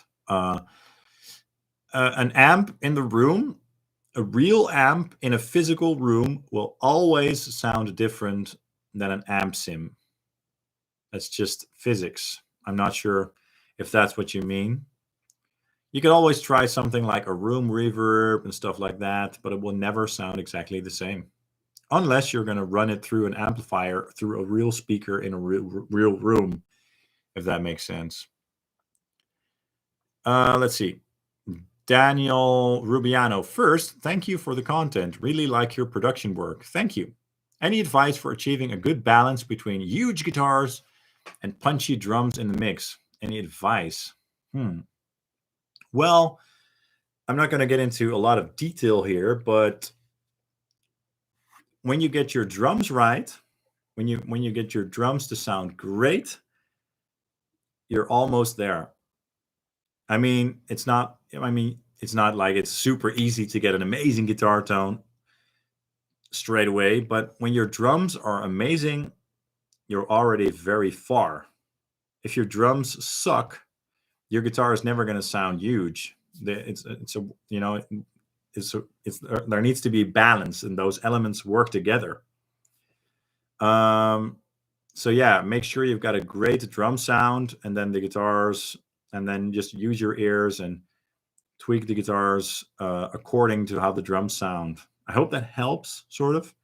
It's really hard to give you some sort of small tips to make all of those elements work well together, because that's like, that's a pretty long story on how to create your mix. But that's just one sort of observation about that. Just make sure that your drums sound awesome, and then the guitars, because the drums are very, very important. I hope that helps somehow. Thomas Farrell, good morning, John. Hi, good morning, Thomas. Welcome. Gabriel Morera, hey, John, is there anything you keep in mind when mixing and mastering your audio for YouTube? Not really. I mean, no, not really.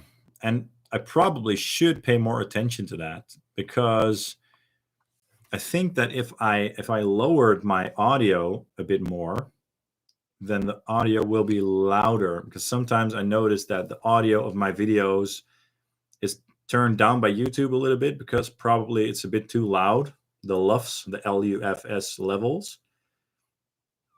Maybe I should pay attention to that, so that my audio is louder in comparison to other channels or something. I'm not sure. But I've never really been very disturbed by my results, if that makes sense. So that's a reason why I haven't really looked into that. But I probably should. I probably should look into that one day. Thanks for the question. Martijn Broom, or Martin Broom. Hey, John, love the channel. Thank you. I just bought a Red 7 Amp Central, and I'm wondering which of your low wattage orange heads, Tiny Terror, Rocker 15, Orange 15, would be the best to pair it for alternative rock. First of all, congrats on your new Amp Central. That's awesome. I love mine. I use it every day. I'm going to do a comparison of all my orange amps soon, and that's 11 orange amps in total. They all sound great.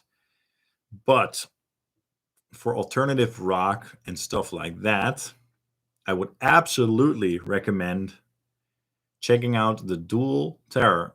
This is absolutely one of my favorite orange amps. It sounds so awesome. It's 30 watts. It has 2 channels. It has the Tiny Terror channel, and it has the Fat channel, which has a bit more of a round sound. The Tiny Terror is a bit more raw sounding, and it's just a great sounding amplifier for low gain stuff, alternative rock, rock and roll. It can do metal and stuff, of course, especially with the boost. But for alternative rock and stuff like that, oh man, the Dual Terror is amazing. Oh man, I love that amp so much. I need to do a video on that, definitely, because it is one of my favorite orange amps for sure. All right, let's see. Thanks for the question, by the way, and enjoy your Amp Central. And let me know in the end which orange you decide to get. All of those oranges that you mentioned are awesome, by the way. But the Dual Terror has a special place in my heart, for sure. All right, I'm going to continue. Thanks again, by the way, for tuning in, everybody. Really appreciate it. I'm going to hang around for a little while, so if you have any questions, let me know now, and I'll do my best to answer them all before I leave. All right. LG covers. How would you compare the 6505 to the 6505 Plus or EVH 5150s? What do you think would be a realistic price here in Europe? Belgium, so I think Holland is close enough for a made in the USA 6505. Well, as I said earlier, I've never tried a 6505 Plus, so I can't really comment on that. I think it sound a little bit more tight in the low end. But the EVH 5150s are a bit more tight sounding by default. They have more saturation and more gain by default. The 6505s have a lot of mids. They sound huge. They sound big. They have a very specific sound, as you probably know. The EVHs as well. I just need to do a comparison of the 6505. I just need to compare these two, basically, in a video soon that will demonstrate that. But EVHs are a bit more tight and fierce by default. They don't need a boost at all, in my opinion. The 6505 plus 6505s don't really need a boost, but a lot of people like to use boost with those to make them sound more tight. So if you're thinking bigger and more raw, perhaps go 6505. More focused and fierce, EVH. That's kind of my answer. I hope that helps. And a price for a made in the USA 6505, I have no idea. Mine is made in China and I love it, and I don't need a USA amp or anything, so I've never looked into that. I don't know, maybe anywhere from 800 to 1100 euros or something. I don't know. It's hard to say. It also depends on the state of your amplifier.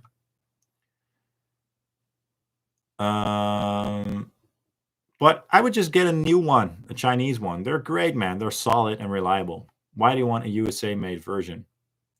Why? It's Jerry and Harry. How come you don't have any links that offer your services such as mixing, reamping? Just email me on johnsimonsmusic@gmail.com and we can talk if you want any information about that. Lucas Blankenstein. If only I could afford it. Oh, my PRS. Yes, I have a USA Tremonti also. Awesome. Exactly the same finish. Cool. Awesome. I love the Tremontis. Cool, man. Yeah, it's not cheap. It's an expensive guitar, and that's why it's the only way for me to get a Les Paul Custom at the moment. I hope it will happen. And if not, I love the PRS anyway, so I'm going to use it a lot. It's an amazing guitar. So if I can't sell it or can't trade it for a Les Paul Custom, it's okay. I'll still be very happy with it. LG covers. Any experience with Toeman's affordable Harley Benton guitars? No, I have no experience with those, but they seem to be cool. Great for beginners and stuff. I mean, they seem to be a lot better than the guitars that I was able to get years and years ago when I was a teenager. So they seem to be great. Yeah, and with Toeman, if it sucks, you can send it back. And that's also cool. Helmut Kukritz. I would love to watch videos of you doing 2 separate rigs in stereo or dry wet. Try different combinations just to see how they would sound. Love your channel. Thanks. And thanks for the suggestion. A lot of people have recommended to me that I should do videos with blending amplifiers So I'm kind of looking into that. I need to do something like that as well soon. Just trying different combinations of amplifiers. People have asked me to do that for a couple of years now, and I haven't done it yet because I'm usually a very simple guy when it comes to tones. I usually prefer one amp, one IR, boom. But it should be interesting. A couple of other YouTubers have recently done videos like that, and I don't want to copy them. So I'm not going to watch those videos. I'm just going to do it my way and make a couple of videos on blending amplifiers. That should be fun. Thanks for the suggestion. I appreciate it. Last Wonderland. How do you like angle amps? Fireball, Powerball? For me, they always sound killer in high gain, but their sound is too perfect and sterile. Sounds more like an X-Effects than a regular boosted tube amp. I love angle amplifiers. I love them. Fireball 100, man, that's so awesome. Fireball 25, damn, that's good as well. And the Iron Ball, oh man, that's amazing as well. This is one of my favorite high gain amplifiers that I have. It sounds huge. It sounds, I really like that sound. I don't think it sounds fake or like a modeler at all. It sounds like a tube amp to me. I hope to get a Powerball 2 in the studio soon. I'm not sure yet when, but I really want a Powerball 2 in the studio because I had a Powerball 1 years ago and I really enjoyed that. And I want to make some videos with the Powerball 2 as well because it's one of the amps that I really have on my wish list. Thanks for the comment. Robert Waddle.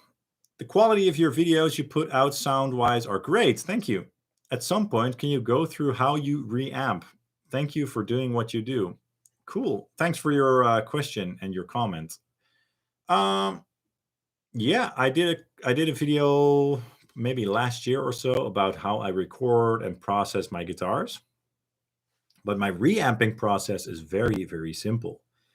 So I talked about this earlier during the live stream, but whenever I record guitars, I always record my DI tracks with my X-Effects. That makes it very easy. So all my recording sessions have DI tracks in there. And whenever I want to reamp, what I do is I grab one of my amplifiers off the rack and put it on a speaker cabinet over here. And I run a humbuster cable from my X-Effects into the front of the amplifier. The amplifier goes through my Red 7 to my Red 7 amp central reactive load, and that goes back into my X-Effects, which is also my interface. And then I run the DI tracks through the amplifier and the load box and back into my DAW with a York Audio impulse response. Et voila, there you go. So it's quite simple, but maybe I could do a video on that again soon. Thanks for the suggestion. I hope that helps answering your question. Let's see. Thomas Farrow says, I have a Helix question. Well, let me know what the question is then. LG covers. Alan, add reverb or reverb IRs. Yeah, about the room sound. Yep.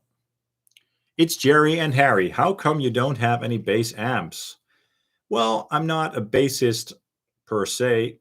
I play bass, but I just like to use modelers for that. I don't really need any bass amps because I'm mainly a guitar player. And that's the reason for that. Chris Getman, what drum program do you use? Yes, I use Stephen Slade drums almost always. It just sounds really nice and it's really easy to get great results. I also have a lot of Superior drummer libraries and stuff like that, and I think they sound great, but usually they require a lot of work to get them to sound as good in a mix.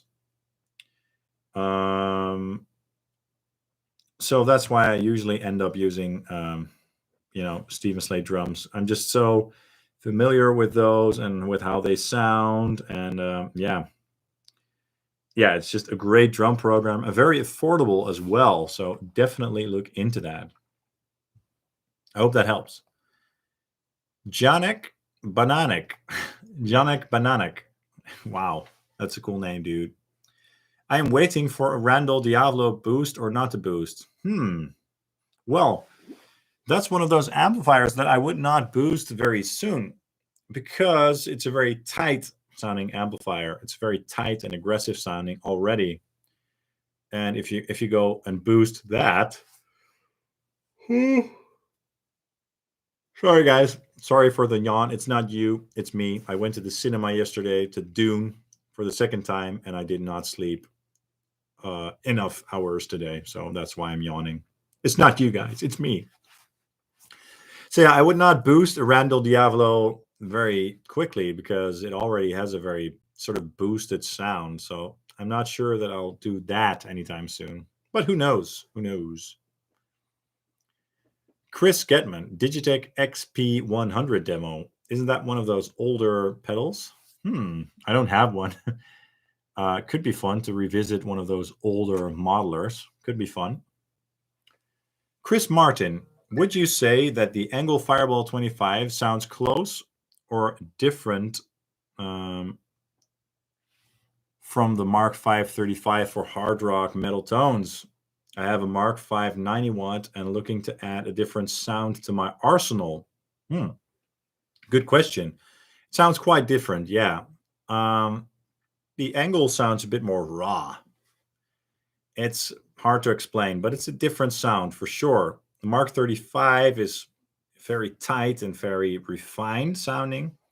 The angle's a bit more raw, and I really like the angle clean tones as well. So that would definitely add a very nice flavor to your Mark V 90 watt. Definitely, yeah. In my opinion, great combo. Martijn, thanks for answering my question. Much appreciated. No problem. My pleasure. All right, guys, I'm going to hang around for a little bit, like 15 minutes or so. So I'm going to try to answer as many questions as I can in the final 15 minutes. There are a bunch of questions here still, so I'm going to do my best. Genius only. Your channel has awesome content. Love your riffs. Thank you so much. I appreciate it. John Hall. I've played my Fireball 25 every single day since owning it, and I'm always finding new tones it can make. Very versatile. Maybe my most versatile amp. Awesome. Right on. Yeah, it's a great amplifier. I love it. Jerevi, what's your mixing approach to get the snare to punch and have perfect impact, but not to poke out too much? I guess saturation. I like to use stuff like the Slate VCC and the VTM, the virtual tape machines and stuff. That kind of helps to round off the transients a little bit. But the end limiter also has a lot to do with that as well. If you turn off the limiter on my sessions, the mastering limiter, the snare will be more pokey and louder. So it's a matter of finding the right balance, basically. That's kind of the short answer. I hope that helps. And also make sure that you use the right snare sound to begin with, of course. LG covers, thanks a lot. I don't need a USA made one. It just happens to be one on sale with a flight case and was wondering if it was worth anything more than a Chinese one. So thanks for commenting on that. Yeah, I'm not sure. People have the tendency to ask more for their USA made amps than Chinese made amps, but I think that they're both similar in quality. If you can get that 6505 for cheaper than a new Chinese made one, get one. If it's cheaper to get a new Chinese made one, get that one. That's just my opinion. Thomas, do you have any Helix presets for sale? Nope. In the Line 6 custom market thingy? No, I do not. Jake Lamakia. Love this dude. Love you too, man. Thank you. Steph Kern. Guys, I'm so sorry if I pronounce your names badly. I'm so sorry about that. Latecomer to the stream. Gotta ask. I have very limited money and was wondering if the Marshall DSL20 HR paired with a Harley Benton 2x12 vintage would be enough for rehearsals with a loud drummer. I haven't tried that myself. If you're into very modern rock tones or metal tones, maybe it would be better to get a PRS MT15 because that one has a lot of cojones.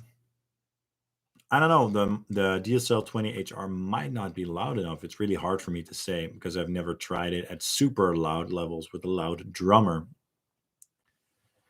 Prologue sound. There are a lot of great amps out there that sound good in bedroom setting. I discovered lately in a real band situation, it is a different game. So we need more amps in the band situation tests. Yeah. Maybe I'm not the right person for that because I'm mainly a studio guy at the moment. Um, Jake Lamakia. Yeah, I seen this like an hour ago. Gotta put on them notifications. Yeah, man. Next time. Um, Jonathan G. Have you ever thought about doing a full video about your mixing mastering approach, especially drums, bass, and all the rest? Really love your mixes. Not really. I mean, I'm not saying never, but usually when I do videos about those types of subjects, they don't get a lot of views. Uh, People prefer videos with amps in general. I've noticed that, but who knows? I mean, a complete tutorial on how I mix and master would be a lot of work, and I would also want people to still hire me for mixing, if that makes sense. So something I got to think about, to be honest. But you can always hire me for mixing stuff. um, Jake Lamakia. I've seen all the metalcore genres using EVH Ivory amps. You guys think they're good? Because I want to get one and the price is okay. Yeah, man, EVH amps are awesome. They sound tight, they sound focused. Just don't expect a big and fat stoner sound or anything like that because they always sound tight. Unless you get the EL34 one, because the blue channel on that one has a bit of a fatter sound. Let's see. Let's see if there are any questions left. Do you have any more affordable amps than you think punch above their weight? Looking for something quite high gain. Punch above their weight in terms of loudness or tone? That's a difference. I mean, in terms of loudness, MT15, I guess. In terms of sound, there are many affordable amps that are awesome. Yeah. A lot of amps that I have that are quite affordable are awesome in their own way. Let's see. Jake, no one produces the quality videos like this guy. Thank you so much. I really appreciate it. Vinter Skog. Hi, John. Will you ever make a review of a Crate Blue Voodoo, or is it impossible? I don't have one. I don't see myself getting one. So I don't know. I'm not really familiar with that amp, to be honest. Oh, Chris Getman, the XP100 is the old whammy wah. Yeah, I have one right there. I might use it in a video soon. Who knows? There are no good metal demos on here. Get that corn on. Yeah, that could be fun. That could be fun. That's the corn one. Yeah, the XP100. I forgot. Sorry about that. Nitrav. Hey, John, love your content. If you have to choose one between EVH versus PV Lunchbox amp, what will be your amp? I would love to watch 1 million subscribers to this channel. Thank you. I appreciate it. In that case, I would go for PV for the simple reason that the EVH amps have a certain sound, a very tight and focused sound by default, and it's impossible to get that out. Once an amplifier sounds very tight, it's almost impossible to make it sound more fat, with a looser low end response.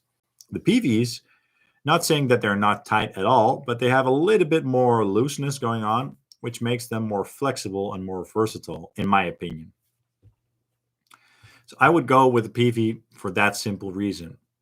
But if you're really into super tight and focused tones, maybe an EVH is great for you. The Manchurian Candidate. Dude, can you do an amp shootout with all the knobs on 12 so to have a flat comparison between the tones? Please, from London, England. Amps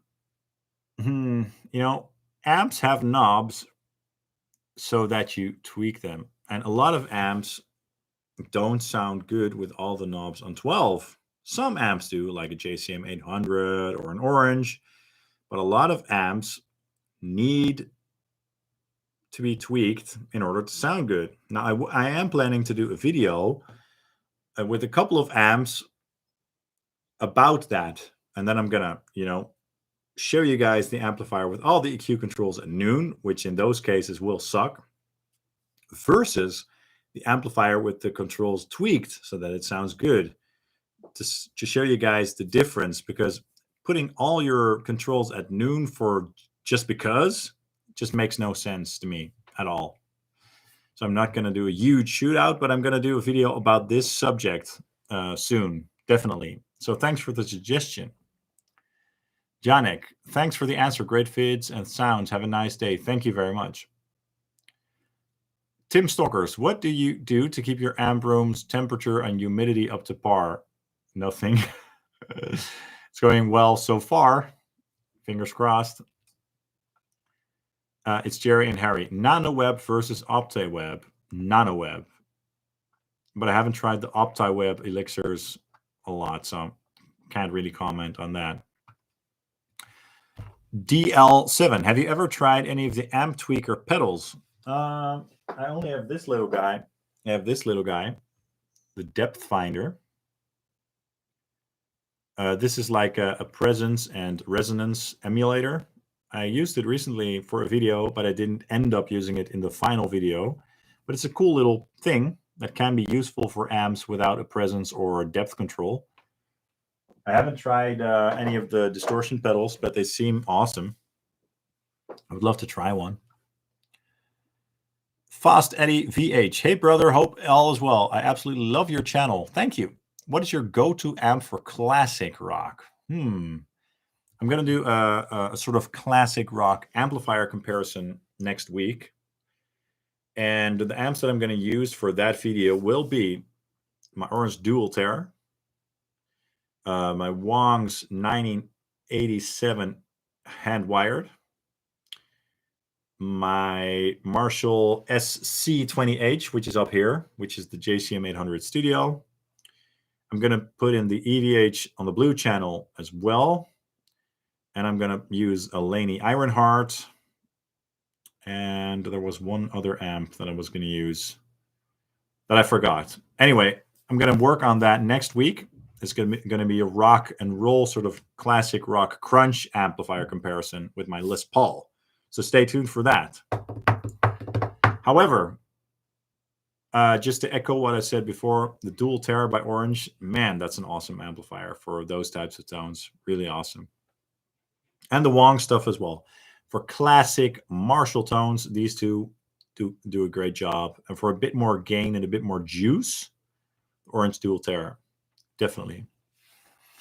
I'm going to answer the final couple of questions before I go down for dinner.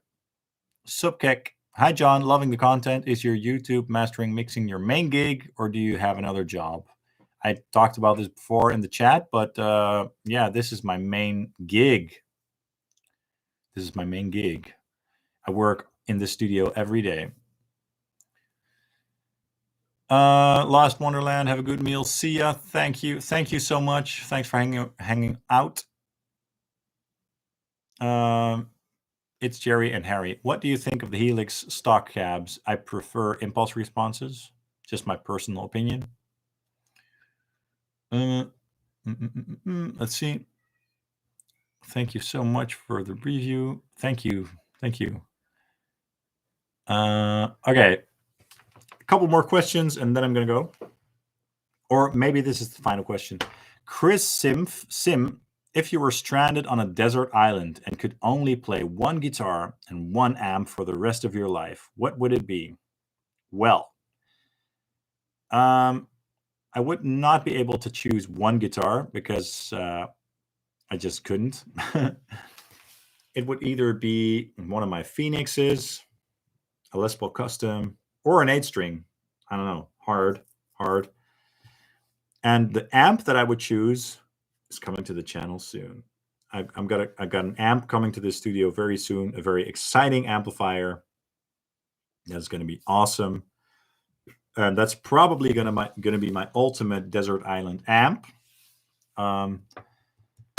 Yeah, but I don't want to spoil that just yet. So yeah. Okay, one final question. Two final questions. Hi, John. What's your favorite Lunchbox amp for metal? Orange Lunchbox amp. Like your videos. For metal, probably the Jim Root. It's kind of cool, but they all could benefit from a boost for more tight and focused tones. That's my short answer. And last question. What does the wife think of you buying all these amps? She's used to it, and it's my job, so I have an excuse. Okay, guys. Thank you so much for hanging out. Again, apologies for the first time going wrong with the mic and all that stuff, but I had a lot of fun. We hung around for 2 hours, so I really appreciate everybody tuning in, and thanks for all your questions and stuff. I'll be doing this very soon again.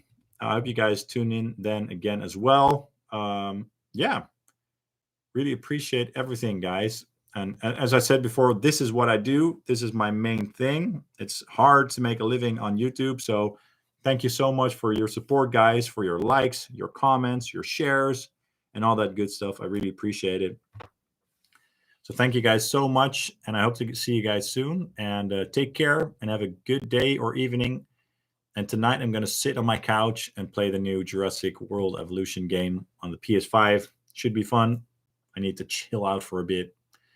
And I'm going to work on very cool videos next week. So stay tuned for new content. Tomorrow, Mark 5 35 video on the 2C Plus sound. It's going to be fun. Stay tuned for that. And yeah, thanks again and take care, guys. See you soon. Cheers.